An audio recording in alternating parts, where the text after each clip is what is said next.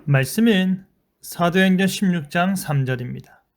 바울이 그를 데리고 떠나고자 할세 그 지역에 있는 유대인으로 말미암아 그를 데려다가 할례를 행하니 이는 그 사람들이 그의 아버지는 헬라인인 줄 다 알미라라. 바울과 바나바는 서로 헤어진 뒤 각자 복음 전도 사역을 시작하였습니다. 바울은 실라를 데리고 수리아와 길리기아로 다니며 교회를 견고하게 하였는데 그곳에 그리스도를 따르는 자들의 신앙을 더욱 견고히 하는 사역을 감당했던 것입니다. 이제 바울은 자신의 애제자 디모데와의 사역을 시작하게 되는데요. 목적이 있는 사역이라는 제목으로 말씀이 주는 견을 함께 나누겠습니다. 바울은 더베와 루스드라에 이르렀습니다. 그곳에 바로 디모데가 있었습니다. 그는 바울의 1차 전도 여행 당시 복음을 전해 듣고 그리스도인이 되기로 개종한 자로 보입니다.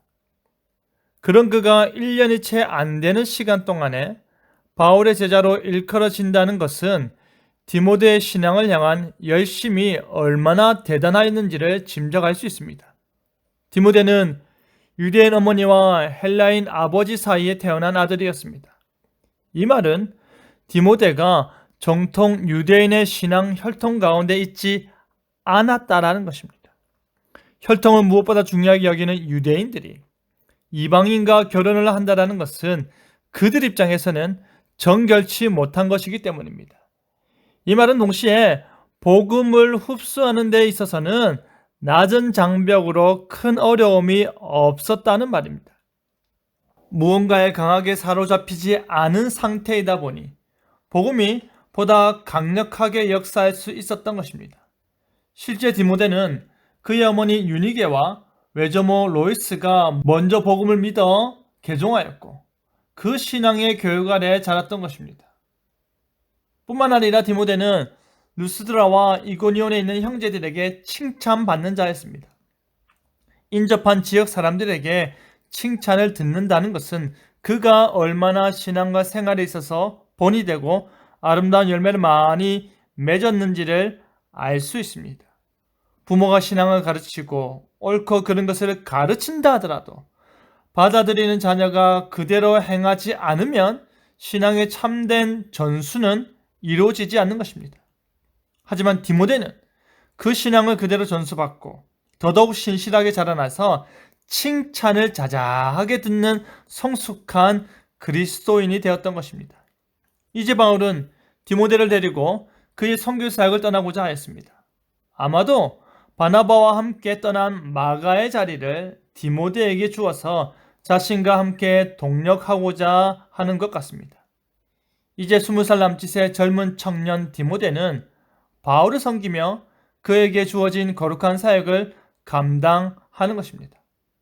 하지만 바울이 여기서 매우 독특한 일을 행하는데요. 그것은 바로 디모데에게 할례를 행하게 한 것입니다. 이방인 자녀 디도의 경우에는 일부러 할례를 받지 않게 함으로 인해 구원의 필수 요건으로서 할례를 주장하는 자들에게 할례 자체가 구원에 있어서 아무런 상관이 없음을 가르치고자 했다면 디모데에게는 굳이 할례를 행하게 함으로써 유대인에게 보다 효과적으로 복음 사역하고자 하는 것입니다.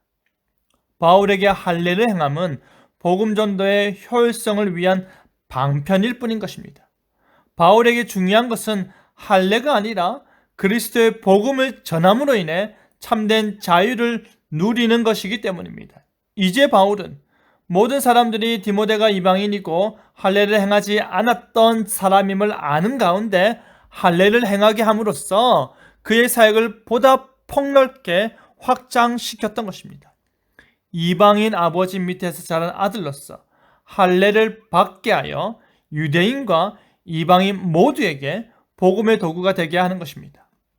사랑하는 성도 여러분, 바울은 복음을 어떻게 하면 더 잘 전할까?